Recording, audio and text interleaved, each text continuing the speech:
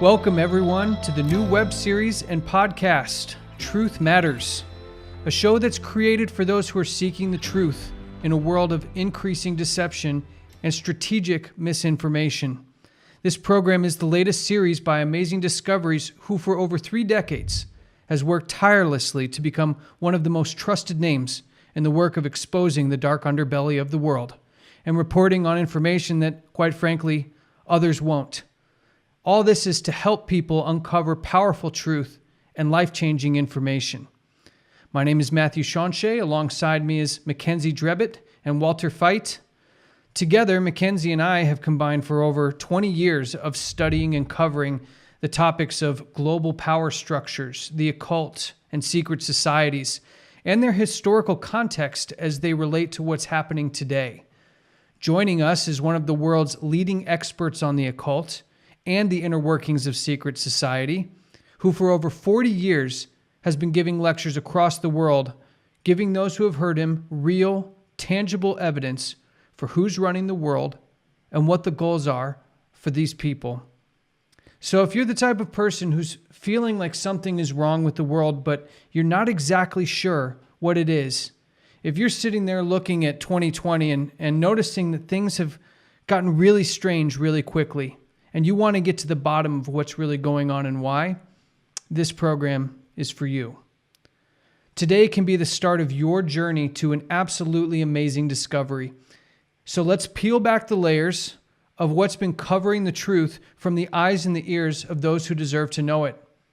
Our goal is to present real people, real places, and real events that answer the driving question, which in today's program is, are secret societies real, and what role are they playing in global events? Walter, Mackenzie, thank you guys so much for joining this important program. Thank you very much, and thank you, Walter, for joining us as well.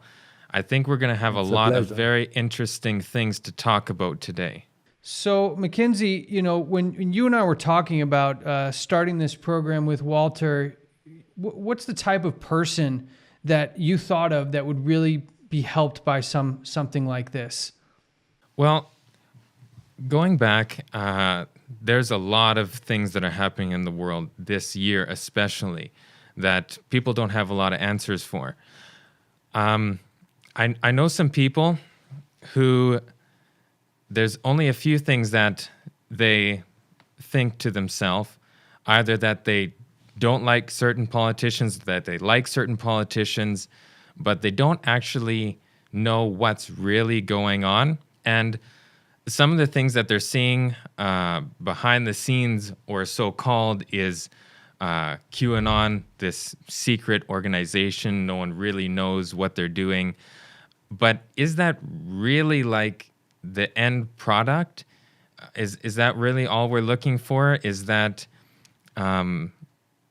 we don't like certain people and that they have this ring? What is this thing that people are looking to?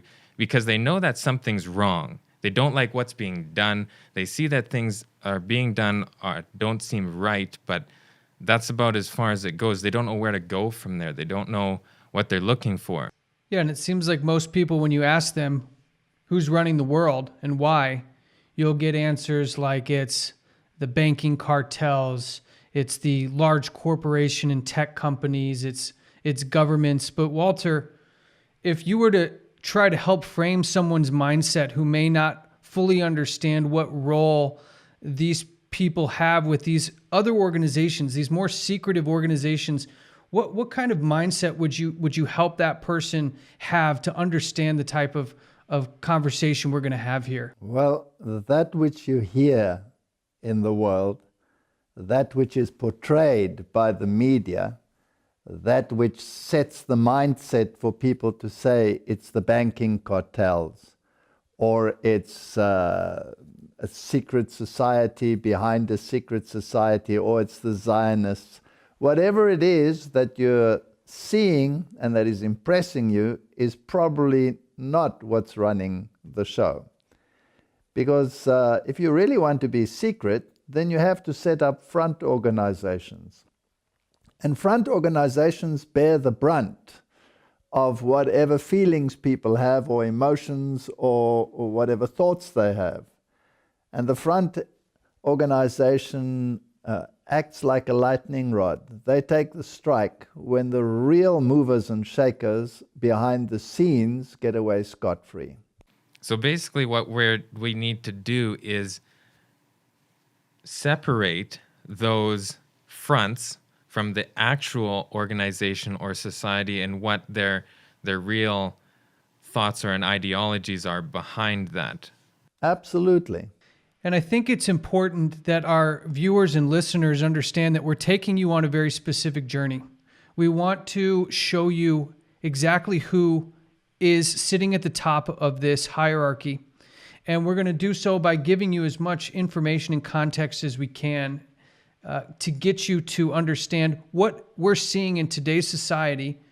What are the different mechanisms and triggers that are currently being pulled and are going to be pulled here very soon on a national and global level?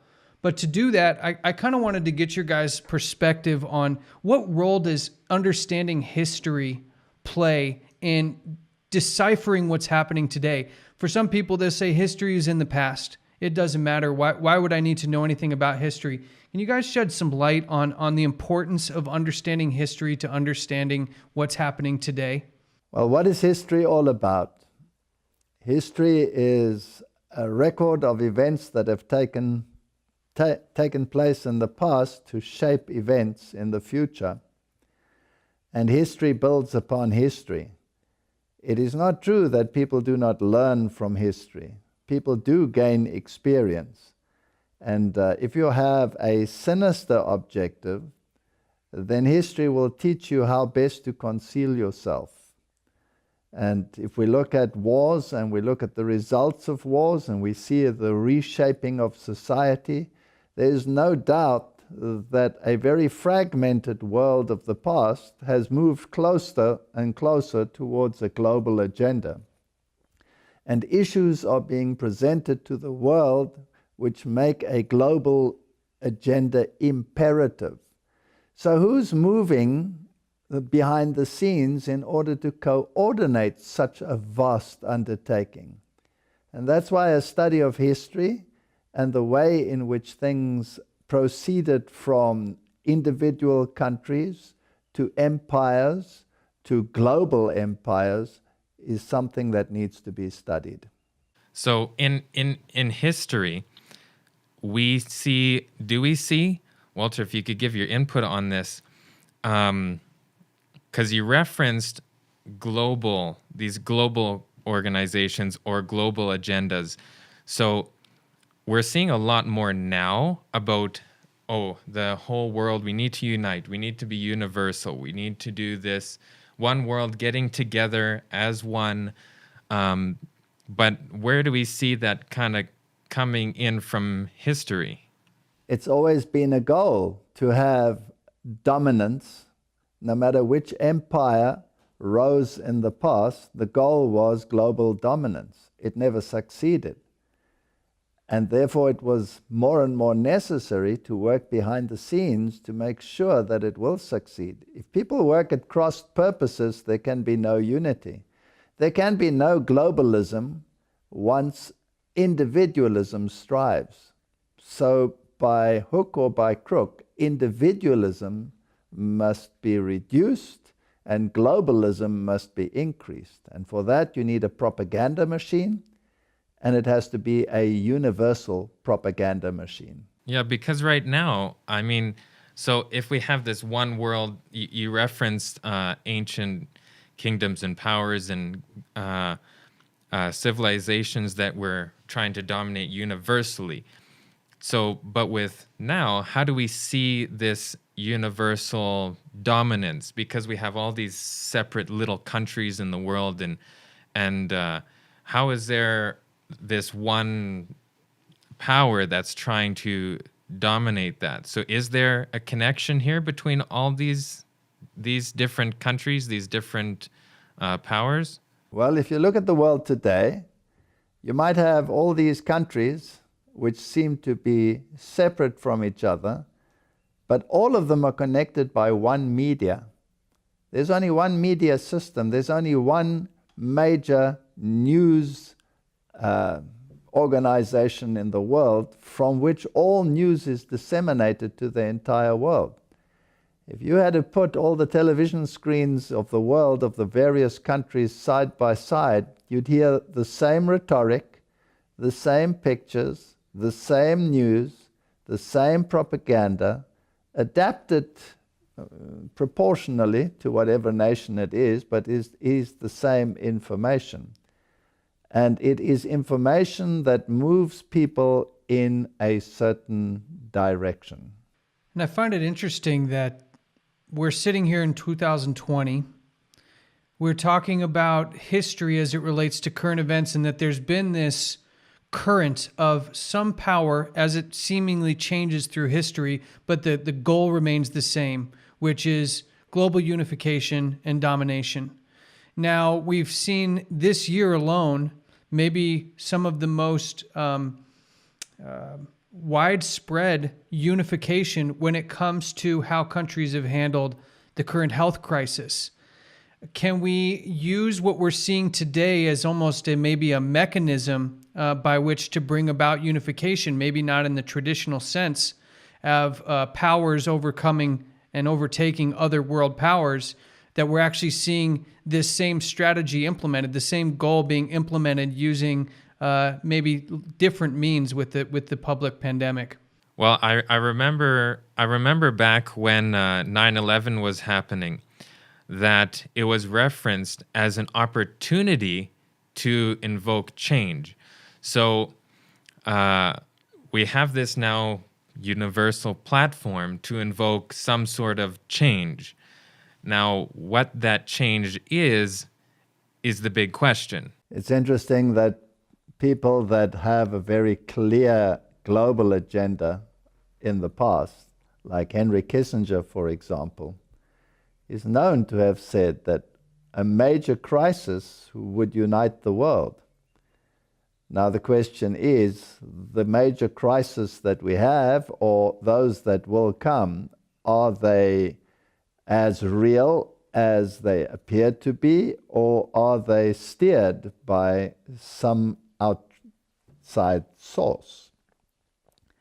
And it's interesting that the various countries in this global pandemic that we've had different strategies.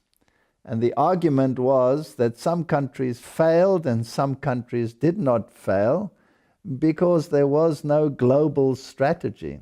It's a very strange argument, because who can guarantee that a global strategy will be the correct one and not the individual one? So, in my opinion, if there were many, many varieties of approaches, the one that works is the one that you can learn from. To have a global one from the beginning is not necessarily a guarantee that it will be the right one. So then we see a lot of people commenting, or at least it's almost a movement of people commenting, not just individuals, saying that we need a global fix, or we need a global movement. An individual one isn't going to work. So who then is the one initiating these thoughts, these comments? Because that doesn't come from people. People are at least right now, still very nationalist. I'm, very American or very Canadian or very whatever country you want to put there. So how are we getting this shift? Well, let me say that it's very multifaceted. There isn't one solution for a particular crisis. They seem to have connected them to many, many issues. It's not just a health crisis. It's a climate crisis. It's not just a climate crisis. It is an ideological crisis. You have the secular world. You have the economic world. You have the religious world. You have the atheistic world, you have the humanist world, and everybody is clamoring for a portion of the pie. How do you arrange that pie so that everybody is satisfied, but the mechanism is moving in a particular direction? That takes a strategy that is almost over and beyond any form of individual strategy. We're seeing this push by a lot of very influential people, and they're all having the same message. So obviously they're having the same thoughts and they're connected in some way ideologically on these things in whatever facet it may be, because like you said, it's more than one issue. But somehow, from the majority anyways, they're all talking about the same things and it's the same solution. So they must be connected ideologically somehow. You just have to look at the television screens and look at the faces that regularly appear. Those people must be somehow intertwined in the process. Then you have to ask yourself the question, do these people act independently as you look at them, or do they on occasion meet in secret conclaves? Are there movements in the world where the elite amongst government, the elite amongst religion, the elite amongst the sporting world, the elite amongst the economic and the banking world, all come together in one forum to discuss issues? And anybody who has even the slightest knowledge of these things will know that certain names come to mind then. For example, the Bilderbergers, a very secret meeting of all these high-flying individuals. But the question is, who coordinates the Bilderbergers? There must be a coordinating committee. It's not that these people radiate towards each other all by themselves. So the question again is, who runs the Bilderbergers? And who runs those that run the Bilderbergers, etc.? So you have to go down this rabbit hole to find the very source of all of these things. And that is, I think, what you guys are trying to achieve with this program. And I think it's important that we see these ideological connections move outside of the organizations that these people are a part of. So you'll see that past presidents or former heads of state or heads of banking, the World Bank, International Monetary Fund, the Council on Foreign Relations, the Trilateral Commission. A lot of these are trigger names for people who have done some light research on these things. But where we really see the ideological alignments come in seems to be when we cross this threshold into their outside of their public life or public positions. And we start to find some very interesting relationships happening behind the scenes. And so I kind of want to take us back in history a little bit and show that this is not a new event. This is not a new byproduct of modern society. And I'd like to use an event that most people are familiar with, but probably know very little about the real history of. And that's Friday the 13th. And this is a day known by most people as something that's very spooky or has some strange, negative, dark connotations to it. But I think if we look at the origin story of Friday the 13th, we can see some of these societies, one very prominent society at the time, having a very public historic event that is allows for conjecture or speculation to be put aside, because we actually see that history has played out. Can Walter, can you give us a little background on the real story behind Friday the 13th?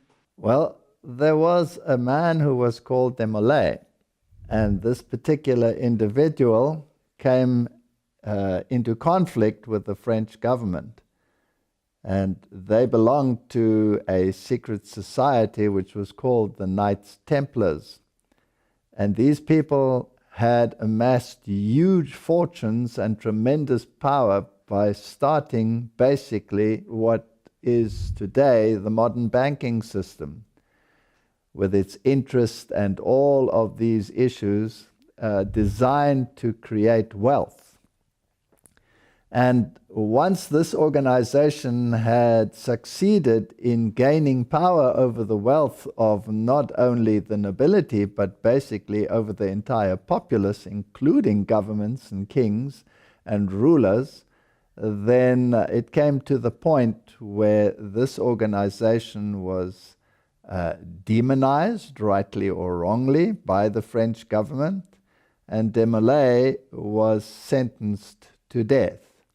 And this date on which these events took place became a very prominent feature in secret societies. And today, that day is, shall we say, celebrated, or shall we say remembered with regret by calling it a day of bad luck, depending from which side you are coming, whether you are coming from the light side or the dark side. And yes, Friday the 13th becomes sort of entrenched in the minds of people. It's interesting, if you get onto an aeroplane, there is no row 13. So people are afraid of that number, and some people embrace that number. Well, it is a fact of history that these organizations didn't just disappear overnight, but morphed and were represented by other organizations and incorporated and expanded. And all that happened was that something that was a little bit more visible became a little bit more invisible. Okay, so we see a connection here to a secret society with this very prominent date that everybody at least has heard of or knows as bad luck, not necessarily knowing the history. But like you said, what was the specific event that happened on Friday the 13th? It was the execution of Desmoulins. Now, if you go into a secret society like Freemasonry, for instance, they have a youth brigade which is called the Desmoulins. Now, why would they use that name so prominently? And why would such high-ranking politicians actually be involved in something like this?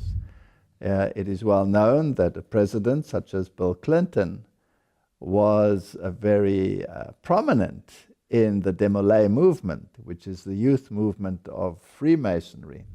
So if these people were had such negative connotations, then why do societies today still employ that name and run their youth brigades under that banner?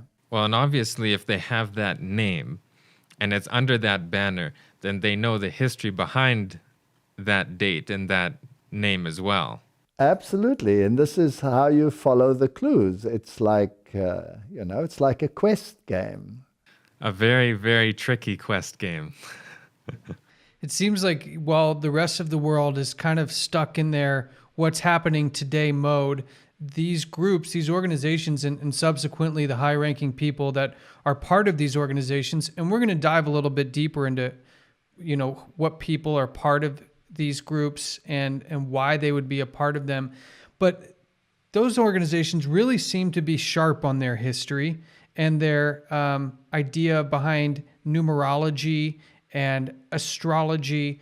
So we see that they really highly value history and information, where today I'd say the general public is probably not so inclined to pay attention. And just for reference, Friday the 13th, the massacre was in the 13th century. So we, as people are saying, well, the people who run the world are these bankers. Well, let's trace this back to who are the original bankers. Where were the very first concept of banking, of usury and protecting one's assets? And we find this, was Knights Templar a military organization, or what gave them the status to become these bankers? They were knights, and as knights, obviously, they had a military role, and they were appointed by the church. And in the Middle Ages, when you had the Crusades, that is when the Knights Templars, according to their name, were the knights that guarded the temple site in Jerusalem. But they became very influential because of their banking expertise. And they were the first ones to introduce usury. But they did it in a very clever way to circumvent church law, which actually prohibits usury. And so they developed a system whereby huge profits were gained, and they gained tremendous power, not only in terms of their military role, but also in terms of their economic role. And it is probably a fact of history that all of these great financial institutions are somehow run by one organization behind the scenes and have a total control over global finance. So what you see happening is not what everybody thinks is happening, because the cycles that are taking place in the economic world are so regulated and so regular that you can almost put dates on when there will be ups and when there will be downs, when it will be bullish and when it will be bearish, and what the currency values are, and all of these issues. It is a monstrous creature, but who controls it? And I think most people would just go under the assumption that that's just naturally how it falls. We have this fluctuation up and then it goes down, and they take that for granted and they just think that's how it's always been, that's how I've always known it. It's way too complicated for me to understand. So then they don't look at it any farther. They just think it is how it is. We have to ask ourselves a question. If this is all the figment of somebody's information, then why have such high-ranking politicians, such as presidents of the United States and other countries, so often referred to them? Why did Abraham Lincoln already warn against these organizations that were undermining the powers that be? Why did JFK warn against issues like this? Why did the George Bushes refer to secret societies and their powers? Why did religious institutions warn against them? If they are irrelevant, why all these warnings? And why did some presidents even refer to a sinister power behind the power, where it would be dangerous to even in a whisper refer to them? There must be something behind it. Where there is smoke, there is a fire. Let's take the chance to actually listen to a speech from JFK in 1961, where he refers to exactly what Walter is talking about here. Ladies and gentlemen, the very word secrecy is repugnant in a free and open society, and we are, as a people, inherently and historically opposed to secret societies, to secret oaths, and to secret proceedings. We decided long ago that the dangers of excessive and unwarranted concealment of pertinent facts far outweighed the dangers which are cited to justify it. And there is very grave danger that an announced need for increased security will be seized upon by those anxious to expand its meaning to the very limits of official censorship and concealment, to stifle dissent, to cover up our mistakes, or to withhold from the press and the public the facts they deserve to know. For we are opposed around the world by a monolithic and ruthless conspiracy that relies primarily on covert means for expanding its sphere of influence, on infiltration instead of invasion, on subversion instead of elections, on intimidation instead of free choice, on guerrillas by night instead of armies by day. It is a system which has conscripted vast human and material resources into the building of a tightly knit, highly efficient machine that combines military, diplomatic, intelligence, economic, scientific, and political operations. Its preparations are concealed, not published. Its mistakes are buried, not headlined. Its dissenters are silenced, not praised. No expenditure is questioned, no rumor is printed, no secret is revealed. But I am asking your help in the tremendous task of informing and alerting the American people.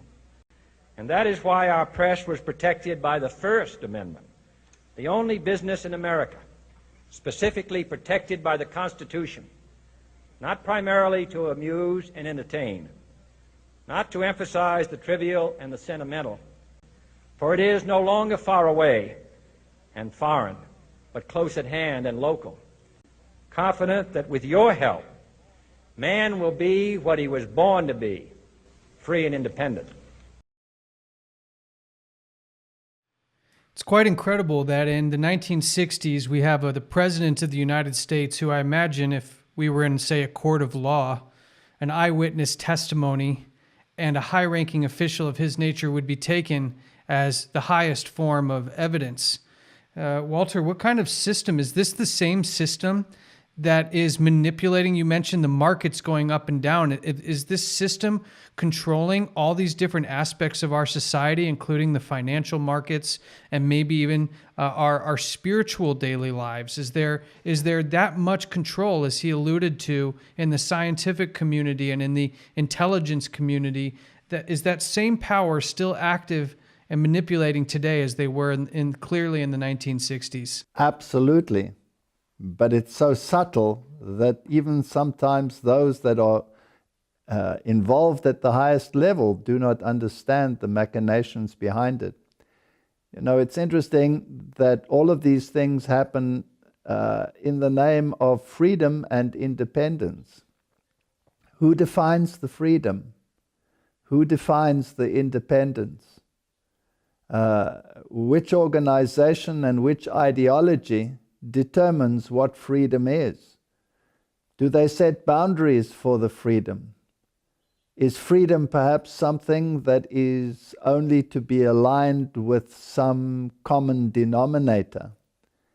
And what is that common denominator and who defines it? And this is something that affects every single person on the planet. And everybody has to ask themselves the question, once this great ideology is implemented, will it actually enhance my freedom, or will it curtail it, or will it eradicate it? And that is something that everybody should be concerned about. And in fact, everybody is becoming concerned, but they don't know exactly what the solution is. So we made reference to a lot of different things in the last little while. Alluded to the markets, that maybe that's even controlled by organizations. Then we have JFK having this reference where he's putting a negative light toward these secret societies. And he was referencing in a lot of facets of our life. So what examples can we have? Because we see a lot of separate things, or things that are labeled as negative, but are more pinned to smaller organizations or people. And how can we connect that to these actual organizations, or what this reference is from John F. Kennedy? Some people say you follow the money trail. It's an old adage, he who pays the piper calls the tune. So you might follow the money and you'll end up with the banking cartels and say, all right, that's the one who pays. That's the one who finances governments. That's the one who finances economic bailouts. You might go up to the International Monetary Fund and you ask yourselves, well, where do they get the money from? They also get it from the banking cartels, but they stand at a higher level. Is there another level above that? And this is the important thing about secret societies. They're all based on a pyramid system. They have a very, very broad base with many, many sub-organizations. Then the base gets smaller as you rise up on the pyramid. And eventually you get to the very top of the pyramid. And in most of the depictions of this pyramid, there is an eye, an all-seeing eye in the top of the pyramid. And what we are trying to achieve here, or what I assume you are wanting to achieve, is who does that eye belong to? And why is there only one eye? And why is that eye in capstone separate from the rest of the base? Seems to be an interesting aspect of that particular imagery. And I want to just give a little context to what we're referring to here. One example of this symbol that we're talking about can be found on the American US dollar bill. It's one of the emblems that's on the back of the dollar bill. It has a pyramid. It has different words surrounding it, which aren't in English. And the capstone is separated, glowing, and it has an eye in it. Going back to this, because people may not know, they see this on the dollar bill all the time, but they just shake it off. Who came up with this concept, like this imagery? Where does this come from? Oh, well, I was just going to say, add some context. Last I checked, as an American citizen, I haven't ever seen any pyramids in the United States. So I think a lot of people would ask, how does something like that, with that imagery, end up on the back of a dollar bill? Does it have any relation to what we're talking about here? Who brought that design forward to be such an iconic symbol on American currency today? Well, we started this program with history, and we asked the question, does history play a role? Where do you find a pyramid? You find it in many places in the world, and the most prominent one today, of course, where they still survive, is Egypt. But the Egyptian ones are just a relic, if you like, or a copy of something that preceded them.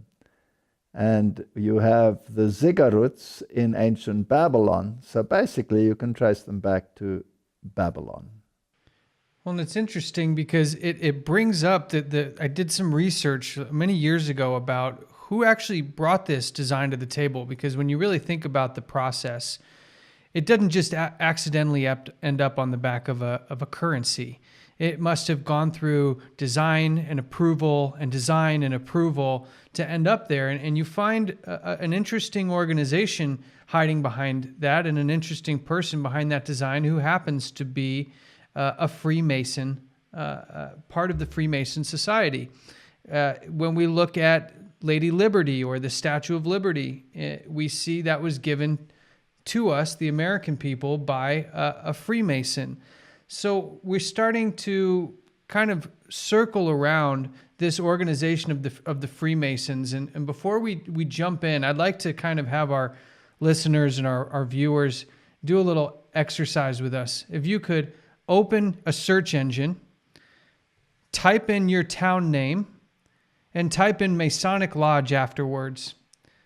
Because I think about 95% of the people who take this exercise and actually do it will find that there's going to be, no matter how big or how small their town is, most likely there's going to be a Masonic Lodge in their area. Why would that be? Why would a Masonic Lodge seem to be appearing in, at least in North America, in almost every city in the country? And if you go to some of the cities in the United States of America, you will find the Masonic sign on the offices of public office. You will find them on police doors. You will find them on public buildings. You will find them on the capstones of most of the major public buildings. And if you go back in history to George Washington, he laid the foundations of many of the buildings with the Masonic capstone. So yes, and as you mentioned, the dollar note, that was brought in by vice presidents of the United States and placed on the dollar note. So these things have a long history, and you can trace them, as we said, all the way back to a philosophy which originated in ancient Babylon. When you look at some of the layout of a city like Washington, D.C.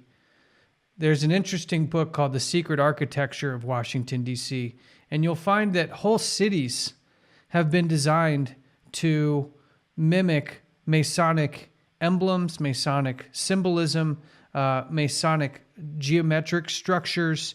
Inside of the Washington Monument, we find very interesting Masonic symbolisms. And in fact, the Washington Monument itself has some hearkening to ancient Egypt and ancient Babylon. How does somebody pull that off? I mean, we're talking about a whole city and some of the most iconic images and monuments in American history having such connection with this one organization, the Freemasons, and to what seems like Egyptian and Babylonian cultures. Power begets power. You don't get into the echelons of power unless you have the access to that power, or the power has access to you. It seems to be all very free and democratic, but in actual fact, when you go down that rabbit hole, there is no free democratic system in the world. It is steered, and that becomes pretty obvious. You just have to look at a simple thing like bloodlines, for example, and you can do a search, as you said, on the search engines to see what the echelons of power in the United States, for example, entails. How are they related? And you will see that they all run according to certain bloodlines, which is way beyond chance. Well, and to that end, we're on the eve of maybe the most interesting presidential election in history. What many people don't know, though, is in a previous U.S. presidential election, we had two presidential candidates, John Kerry and George Bush, both of whom were part of the organization known as Skull and Bones at Yale. And both actually admitted as much. Let's take a listen to John Kerry and George Bush admit that they were part of a secret organization called Skull and Bones. You both were members of Skull and Bones, a secret society at Yale. What does that tell us? Not much, because it's a secret. Is there a secret handshake? Is there a secret code? I wish there were something secret I could manifest. 322, a secret number? There are all kinds of secrets, Tim, but one thing is not a secret. I disagree with this president's direction that he's taking the country. We can do a better job, and I intend to do it. And we'll be watching. Be safe on the campaign trail. John Kerry, thanks for joining us. And we'll be right back. You were both in Skull and Bones, the secret society. It's so secret we can't talk about it. What does that mean for America? The conspiracy theorists are going to go I'm wild. sure they are. I don't know. I haven't seen the red Number paper. 322? First of all, he's not the nominee. And, look, I look Are you forward. prepared to lose? No, I'm not going to lose. And when we take into context what we're seeing here, they were two presidential candidates running against each other, admitting that they were both from the same organization and that the nature of that organization was so secretive that they wouldn't even answer questions other than saying that it's a secret. And I think that really shapes with our viewers here that what we're talking about is not a figment of the imagination. We see JFK when he told us in his speech that it combines military, diplomatic, intelligence, economic, scientific, and political operations, that this is something that we need to dive into deeper. And it's also very interesting to see that we have apparently two opposing parties, but they're both part of the same organization, secret organization behind the scenes, which we'll take a closer look at in the next episode. Mackenzie, Walter, thanks for joining. We're going to go a little bit deeper next time. We'll see you guys soon.